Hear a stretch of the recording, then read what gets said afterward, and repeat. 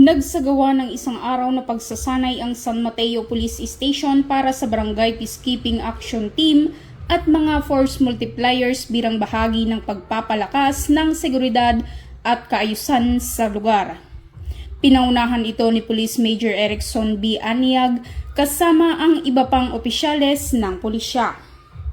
Tinalakay sa aktibidad ang mahahalagang batas tulad ng Republic Act 9262, Bawal Bastos Law at Anti-Child Abuse Law na ipinaliwanag ni Police Chief Master Sergeant Jennifer Peralta. Sinundan din ito ng diskusyon hinggil sa kampanya kontra iligal na droga mula kay Police Staff Sergeant Wendell Agub.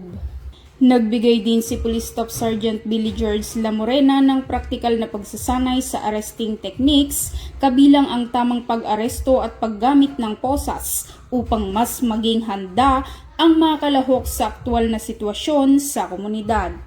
Samantala, nagpasalamat naman ang Kabagis Guardians Brotherhood Crime Watch International Incorporated sa pangunguna ni Efren Cadiz sa suportang ibinigay ng kapulisan at nangakong makikipagtulungan para sa layunin ng Philippine National Police sa pagkamit sa isang ligtas at mapayapang bayan. Mula dito sa Lambak ng Cagayan, ako ang inyong Police News Network Correspondent Patrolwoman Wendy Rumbawa, alagad ng batas, tagataguyod ng balitang pulis.